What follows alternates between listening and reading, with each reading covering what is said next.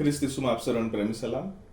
આજે લેન્ટનો 35મો દિવસ અને નિયુક્ત શાસ્ત્ર પાઠ છે લુકની લખેલી સુવાર્તા તેનો 23મો અધ્યાય 6 થી 12 વચન. અહીં આ પ્રમાણે લખેલું છે: પણ પિલાતે તે સાંભળ્યું ત્યારે તેણે પૂછ્યું કે શું આ માણસ ગાલિલનો નથી? તે હેરોદના તાબાનો છે. એમ તેણે જાણ્યું ત્યારે તેણે તેમને હેરોદની પાસે મોકલ્યો. હેરોદ પોતે પણ તે સમયે યરુશાલેમમાં હતો. હવે હેરોદ ઈસુને જોઈને ઘણો હર્ષ પામ્યો, કેમ કે તે તેમના સંબંધી તેણે સાંભળ્યું હતું. તેને લીધે તે ઘણા દિવસથી તેમને જોવા ઈચ્છતો હતો અને મારા દેખતા તે કંઈ ચમત્કાર કરશે એવી આશા પણ તે રાખતો હતો. તેણે તેમને ઘણી વાતો પૂછી, પણ તેમણે તેને કંઈ ઉત્તર આપ્યો નહીં. મુખ્ય યાજકો તથા શાસ્ત્રીઓ તેમના ઉપર જુસ્સાથી તહોમતો મૂકતા હતા. હેરોદે પોતાના સિપાહીઓ સહિત તેમનો તુચ્છકાર કરીને તથા મશ્કરી કરીને તેમને ભપકાદાર વસ્ત્રો પહેરાવીને પિલાતની પાસે પાછા મોકલ્યો.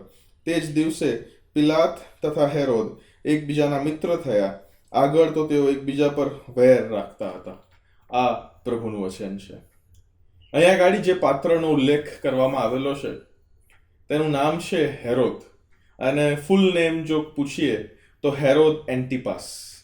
હેરોદ એન્ટિપાસ, જે હેરોદ ધ ગ્રેટ તેનો પુત્ર હતો, અને હેરોદ ધ ગ્રેટનો સૌથી સક્ષમ, સૌથી કેપેબલ એવો પુત્ર હેરોદ એન્ટિપાસ હતો. પરંતુ હેરોદ એન્ટિપાસે પોતાના શાસન એ ચાલુ રાખવા માટે, રોમન સત્તાની અંદર પણ પોતાનું જે રાજ્ય છે તે જાળવી રાખવા માટે તેણે ઘણી બધી રીતના નૈતિક પડતી એના રાજ્યની અંદર આણવી પડી હતી. અહીંયા ગાડી હેરોદ એન્ટિપાસ એક પ્રકારનો ઇનસિક્યોર વ્યક્તિત્વ પણ હતું, કારણ કે એ ઈસુ ખ્રિસ્તના જન્મ સમયે હું તમે જાણીએ છીએ, જ્યારે માગ્યો તેની પાસે જાય છે અને પૂછે છે કે ભાઈ યહૂદીઓનો રાજા જે જન્મવો જોઈએ તે ક્યાં જન્મવો જોઈએ, અને ત્યારે હેરોદ શું કરે છે? હેરોદ એ નાના નાના બાળકો, જેઓ નવજાત શિશુ જેને કહેવાય, તેઓને મરાવી નંખાવે છે. He plans and orders a big massacre. એ બહુ જ મોટી જીનોસાઇડ એ ત્યાં આગળ બાળકોની ત્યાં કરે છે. ત્યારબાદ આ જ હેરોદની વાત હું તમે જાણીએ છીએ કે જે મદપાન કરીને એકવાર મસ્ત થઈ જાય છે અને તેની એક પત્નીની દીકરી, હેરોદિયાની વાત હું તમે જાણીએ છીએ, તેને કહે છે કે તું જે કંઈ પણ કહીશ એ હું પૂરું કરીશ. અને ત્યારે તેની પત્નીની દીકરી તેને કહે છે કે મને યોહાન બાપ્તિસ્મીનું જે માથું છે તે એક પ્લેટરમાં મને સર્વ કર, એક ડિશમાં મારી સામે લાવ. અને હેરોદ એન્ટિપાસ તેની જે કહેલી માંગણી છે તે પૂરી કરે છે, અને એ યોહાન બાપ્તિસ્મીને પણ તે મરાવી નંખાવે છે. This is the personality about whom we are talking about right now. અને જ્યારે પ્રભુ ઈસુ ખ્રિસ્ત તેની પાસે જાય છે ત્યારે તેના મોં પર જરાય પણ ગિલ્ટ જોવા મળતું નથી. આ જ વ્યક્તિ છે જેણે અગાઉ યોહાન બાપ્તિસ્મીને મરાવી નંખાવ્યો છે, જે ઈસુનો કઝિન ભાઈ પણ હતો, અને તેની સાથે સાથે he was a way maker for Jesus Christ, કેમ કે તેઓ પ્રભુ ઈસુ ખ્રિસ્ત વિશે જ પ્રચાર કરતા હતા, યોહાન બાપ્તિસ્મી. અને હવે જ્યારે પ્રભુ ઈસુ ખ્રિસ્ત એમની આ અઘરી કપરી ઘડીની અંદર એ પિલાત જ્યારે એને હેરોદ પાસે મોકલે છે, ત્યારે હેરોદ એની સાથે એવી રીતના વર્તન કરે છે જાણે એને કંઈ ખબર જ ના હોય, જ્યારે કંઈ બન્યું જ ના હોય. એ હર્ષ પામે છે, હર્ષ પામે છે. એક પ્રકારનો ઢોંગ, હિપોક્રેસી એ મને તમને અહીંયા ગાડી જોવા મળે છે. અહીંયા ગાડી આ ઘટનાની અંદર હેરોદ એને ઘણી બધી વાતો પૂછવાનો પ્રયત્ન કરે છે. એવી પણ કદાચ એની ઈચ્છા લખેલી છે ને કે કદાચ કંઈક ચમત્કાર એ પ્રભુ ઈસુ ખ્રિસ્ત તેની સામે કરે, અને જેથી કરીને તે પણ આશ્ચર્ય પામે. પણ પ્રભુ ઈસુ ખ્રિસ્ત આ આખા ડાયલોગની અંદર એ ચુપ્પી સાધે છે. He does not speak anything. પણ અગાઉ જ પ્રભુ ઈસુ ખ્રિસ્તે હેરોદ માટે તેમણે જે કહેવું હતું તે તેમણે કહી બતાવ્યું હતું. અને તમે જો લુકની લખેલી સુવાર્તા તેનો 13મો અધ્યાય એ 31 અને 32 વાંચો તો ત્યાં પ્રમાણે લખેલું છે: તે જ ઘડીએ કેટલાક ફરોશીઓએ તેમની પાસે આવીને કહ્યું, અહીંથી નીકળી જાઓ, કેમ કે હેરોદ તમને મારી નાખવા ચાહે છે. ત્યારબાદ 32મી કલમની અંદર પ્રભુ ઈસુ ખ્રિસ્ત હેરોદ વિશે કહે છે કે તમે જઈને તે લોકડાને કહો, જુઓ, આજકાલ હું દુષ્ટાત્માઓ કાઢું છું, રોગ મટાડું છું, ને ત્રીજે દિવસે હું સંપૂર્ણ કરાઈશ. Go tell the fox. હેરોદ વિશે પ્રભુ ઈસુ ખ્રિસ્ત અહીંયા ગાડી એને ફોક્સ, લોમડી જેને કહેવાય ને, લોમડી ગુજરાતીમાં લોકડા, એ શબ્દનો ઉપયોગ હેરોદ માટે પ્રભુ ઈસુ ખ્રિસ્ત કરે છે. અને એક જ સેન્ટેન્સની અંદર એ બધું જ આવી ગયું. અને અહીંયા ગાડી પ્રભુ ઈસુ ખ્રિસ્ત માટે જ આગળ કંઈ જ બોલતા નથી. He is very silent. જો તમે યશાયાનું પુસ્તક તેનો 53મો અધ્યાય તમે જુઓ, આઇઝાયા ચેપ્ટર 53 અને વર્સ 7ની અંદર 7મી કલમની અંદર જે ભવિષ્યવાણી લખેલી છે તે મને તમને અહીંયા ગાડી પૂરી થતી દેખાય છે. તેના પર જુલમ ગુજારવામાં આવ્યો તો પણ તેણે નમ્ર થઈને પોતાનું મોં ઉગાડ્યું નહીં. હલવાન વધ કરવા માટે લઈ જવામાં આવે છે તેના જેવો, અને ઘેટી પોતાના કાતરનારની આગળ મૂંગી રહે છે તેના જેવો તે હતો.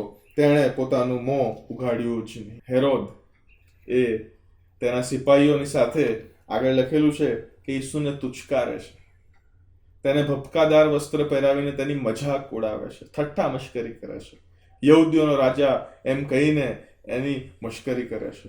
અને ત્યાં એ યહૂદી આગેવાનો, ફરોશીઓ, સદુકીઓ, શાસ્ત્રીઓ પણ ચૂપ રહેતા નથી.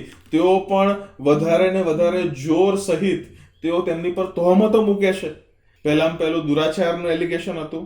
નંબર 2 ટેક્સ ભરવાની ના પાડે છે કૈસરને. અને નંબર 3 એ ખ્રિસ્ત રાજા છું એમ. આ 3 તહોમતો. અને પછી કદાચ વધારે ને વધારે તેઓ એડ કરતા ગયા છે. પ્રભુ ઈસુ ખ્રિસ્ત જાણે ઘેરાઈ ગયા હોય દુષ્ટ લોકોથી, એવું ચિત્ર મને તમને જોવા મળે છે. And he is all alone. He is all alone. એક પણ શિષ્ય એની આસપાસ હોય એવું અહીંયા ઉલ્લેખ કરવામાં આવ્યો નથી. He is all alone. પ્રભુ ઈસુ ખ્રિસ્ત એ હેરોદ, એ ફરોશીઓ, સદુકીઓ, શાસ્ત્રીઓ, હેરોદના જે સિપાહીઓ છે એ બધા દ્વારા એ દુઃખ સહન કરે છે. બધા તેને તુચકારે છે. અને માટે જ એ યશાયાનું 53મો અધ્યાય અને 3જી કલમ પણ ત્યાં પૂરી થાય છે કે તે માણસોથી ધિક્કારાયેલો તથા તજાયેલો હતો, દુઃખી પુરુષ અને દર્દનો અનુભવી. પ્રભુ ઈસુ ખ્રિસ્ત એ ચૂપ રહે છે. He doesn't speak anything. He doesn't speak anything. કારણ કે પ્રભુ ઈસુ ખ્રિસ્ત એ જાણે છે કે જે કંઈ પણ ન્યાય આ લોકો મારી ઉપર કરે, whatever judgement they pass, but એ જજમેન્ટની અંદર પણ પ્રભુની જે ઈચ્છા છે, યહોવા બાપની જે ઈચ્છા છે, તેમનો જે ન્યાય મારા તમારા માટે હતો, ફોર અસ સિનર્સ, એ ન્યાય પ્રભુ ઈસુ ખ્રિસ્ત પર તેઓ એ ઠેલવી રહ્યા છે. એ જે એમનો કોપનો જે પ્યાલો છે તે આ માણસોના ન્યાય દ્વારા એ પ્રભુ ઈસુ ખ્રિસ્તને આપી રહ્યા છે. અને હવે ત્યારબાદ મારે ને તમારે એ પ્યાલો પીવાની જરૂર પડવાની નથી. અહીંયા આગળ પછી એવું પણ લખેલું છે કે હેરોદ અને પિલાત એ બંને અગાઉ વૈરીઓ હતા, પણ આ ઘટના પછી તેઓ મિત્ર બની જાય છે. ઈસુને મારી નાખવા માટે, ઈસુની જે મેટર છે એ ક્લોઝ કરી દેવા માટે, કારણ કે એ પરવળનો સમય હતો. અને પરવળનો સમય હતો, ઓલરેડી એ નોર્મલ પોપ્યુલેશન કરતાં 10 ગણી વધારે પોપ્યુલેશન યરુશલેમની અંદર હતી જ. અને અલગ અલગ પ્રકારની બીજી પણ પ્રોબ્લેમ્સ હશે. અને એ પ્રાંતના તાબેદારો તરીકે, એટલે એ પ્રાંત પર જેમનો અધિકાર છે, રાઈટ, એ હેરોદ અને પિલાત એ પોલિટિકલ લીડર્સ છે. અને માટે એ બધું શાંત પાડી દેવા માટે, એમનો કંટ્રોલ બતાવવા માટે, અને એની સાથે સાથે યહૂદી લોકોને નાખુશ ન કરવા માટે, કારણ કે યહૂદી લોકો પણ એ પોપ્યુલેશનમાં ઘણા હતા. એ ફરોશીઓ, સદુકીઓ, શાસ્ત્રીઓની જે વાત લખેલી છે, યહૂદી આગેવાનો, તેમને પણ અનુસરનાર નોર્મલ લોકો, કોમન પીપલ પણ હતા. અને માટે they didn't want any sort of problem among the people. અને માટે પીપલ પ્લીઝિંગને એ સેન્ટરમાં રાખીને ઈસુની મેટરને ક્લોઝ કરી દેવા માટે પિલાત અને જે હેરોદ છે એ બંને પણ મિત્ર બની જાય છે. આ વાત જ્યારે વાંચું છું ને ત્યારે એ રોમિયોને પત્ર તેનો 1લો અધ્યાય અને 32મી કલમ જ મને યાદ આવે છે. ત્યાં પ્રભુનું વચન આ પ્રમાણે લખેલું છે: આવા કામ કરનારાઓ મરણને યોગ્ય છે એવો ઈશ્વરનો નિયમ જાણ્યા છતાં તેઓ પોતે એ કામો કરે છે એટલું જ નહીં, પણ એવા કામ કરનારાઓને ઉત્તેજન આપે છે. પિલાત અને હેરોદ એ બંને એકત્ર મિત્ર બની જાય છે. કેમ કે એમનો એજન્ડા હવે એક હતો. તેમણે મેટર ક્લોઝ કરવાની હતી. તેમને ઈસુ નામનો જે કાંટો છે કે જેમને લીધે કદાચ યહૂદીઓ માટે તેઓ વૈરી બની જાય, એ વસ્તુ દૂર કરી દેવાની હતી. અને માટે પિલાત અને હેરોદ એ બંને એકત્ર થઈ જાય છે, મિત્ર બની જાય છે, અને ઈસુ માટે એ નેગેટિવ જજમેન્ટ પાસ કરે છે.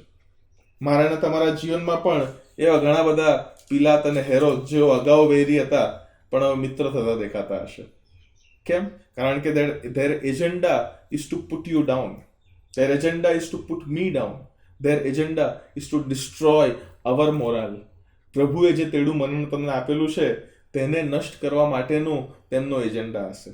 બટ મારા વાલાઓ, મને તમને ઉત્તેજન રૂપી એ વાત કહેવા દો કે ભલે ને એ દુષ્ટો તમારી પર દુષ્ટતા ગુજારે, ભલે ને તમારી પર અન્યાય થાય, ભલે તમે એ અલગ અલગ એ મરણની છાયાની ખીણમાં તમે ગુજરતા હો, but always remember that above all is our sovereign Lord. એ બધા દુષ્ટ વ્યક્તિઓની ઉપર પણ એ આપણો સર્વોપરી ઈશ્વર છે મારા વાલાઓ. And God even uses these wicked people to fulfill His will, His plan for our lives. અહીંયા પ્રભુ ઈસુ ખ્રિસ્તના જીવનમાં પણ તેવું જ બની રહ્યું છે. પ્રભુ ઈસુ ખ્રિસ્તના જીવનમાં માણસ સ્વરૂપી જે ન્યાયાધીશો છે, પિલાત અને હેરોદ, તેઓ ઈસુ પ્રત્યે એ અન્યાય ગુજારે છે, ઈસુ પ્રત્યે નેગેટિવ જજમેન્ટ આપે છે.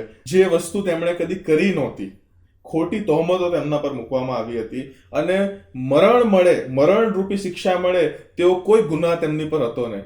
છતાં પણ એ બંને પિલાત અને હેરોદ તેઓ એક થઈ જાય છે અને ઈસુને એ તરફ ધકેલે છે, એ મરણ તરફ ધકેલે છે, એ વધસ્તંભ તરફ ધકેલે છે. અલ્ટિમેટલી કોની ઈચ્છા પૂરી થાય છે? શું યહૂદીઓની, ફરોશીઓની? શું શૈતાનની? અથવા શું પિલાત અને હેરોદની? ના. અલ્ટિમેટલી જો કોઈની ઈચ્છા અને યોજના પરિપૂર્ણ અહીંયા થતી દેખાય છે, તો એ તો મારા વાલાઓ એ યહોવા બાપની ઈશ્વરની ઈચ્છા પૂરી થતી દેખાય છે. કારણ કે 9 અને 51 થી તમે જોતા આવ્યા છે કે પ્રભુ ઈસુ ખ્રિસ્ત હવે હઠેઠપૂર્વક યરુશાલેમ તરફ જઈ રહ્યા હતા. અને એમનો એક્શન પ્લાન યરુશાલેમમાં ગયા પછીનો શું હતો? He wanted to go to that cross. વધસ્તંભ તેમનું અલ્ટિમેટ ડેસ્ટિનેશન હતું. અને માટે જ મારાના તમારા જીવનમાં જો એ ખરાબ વાતો બનતી હોય, દુષ્ટતાઓ એ મારાના તમારા પર અન્યાય ગુજારતા હોય, એ અલગ અલગ ખરાબ પરિસ્થિતિઓમાંથી પણ હું ને તમે કેમ ના ગુજરતા હોય, but always remember that God is sovereign and he has a plan for you and me. અને તેમની જ ઈચ્છાની યોજના આખરે પરિપૂર્ણ થનાર છે. એ જે પુરાતનની જે મંડળી, જેને અર્લી ચર્ચ કહેવાય, તેઓ પણ આ વાત સમજી ગયા. માટે જ પ્રેરિતોના કૃત્ય તેનો 4 અધ્યાય 27મી કલમમાં આ પ્રમાણે લખેલું છે, કેમ કે ખરેખર તમારા પવિત્ર સેવક ઈસુ, જેને તમે અભિષિક્ત કર્યા, તેમની વિરુદ્ધ હેરોદ તથા પોન્તિયસ પિલાત, વિદેશીઓ તથા ઇઝરાયેલી લોકો સહિત આ શહેરમાં એકત્ર થયા. એટલે આટલું મોટું ટોળું એ ઈસુની અગેન્સ્ટ ઊભું થઈ ગયું, જેથી સો ધેટ તમારે હાથે તથા તમારી યોજના પ્રમાણે જે થવાનું આગળથી નિર્માણ થયું હતું તે બધું તેઓ કરે. God is a sovereign God. And whatever happens in our life, એ સમયે એ વસ્તુ મને તમને કદાચ સમજમાં ના આવતી હોય, એ સમયે મને તમને કદાચ ગોડ એબસન્ટ છે અથવા ગોડ પ્રાર્થનાઓ સાંભળી નથી રહ્યો એવું લાગતું હોય, but always remember that our God is a sovereign God. અને જે કંઈ પણ તમારા જીવનમાં, મારા જીવનમાં બની રહ્યું છે, એ બધું અલ્ટિમેટલી પ્રભુની જે પુરાતન કાળની મારાના તમારા જીવન માટેની જે યોજના છે એ પરિપૂર્ણ થવાને માટે બની રહ્યું છે મારા વાલાઓ. આપણે હંમેશા એ વસ્તુ યાદ રાખીએ અને ઈશ્વરની સર્વોપરિતા તરફ આપણે આઢેલીએ. આપણે માણસો તરફ જોવાનું નથી. એ પિલાત અને હેરોદ, લીવ ધેમ આઉટ. એમના વિશે વધારે વિચાર કરવાની જરૂર છે જ નહીં. મારે ને તમારે તો ઈશ્વરની જે યોજના મારે ને તમારા જીવન માટેની છે તેને ફોકસ કરવાનું છે. પ્રભુને પ્રાર્થના કરવાની જરૂર છે કે પ્રભુ, તારી જે ઈચ્છા છે એ તું પૂરી કર. Fulfil your wish, your purpose in my life. પ્રભુ ઈસુ ખ્રિસ્ત પિલાત અને હેરોદ માટે કદી પ્રાર્થના કરતા તમને દેખાય છે? નો. They are agents. They are wicked agents whom God is using. એમની વિકેડનેસ એ પ્રભુ તરફથી નથી. એમની દુષ્ટતા જે છે તે તેમની પોતાની છે, પણ એ એમની પોતાની દુષ્ટતાનો ઉપયોગ પણ પ્રભુ અલ્ટિમેટલી એમની જે યોજના છે એ પરિપૂર્ણ કરવા માટે કરે છે. પિલાત અને હેરોદ ભલે એક થઈ ગયા હોય, પણ પિલાત અને હેરોદ કરતા પણ મોટો ઈશ્વર છે એ મારે તમારે યાદ રાખવાની જરૂર છે. પ્રભુ આપ સર્વને આશીષ આપો. આમેન.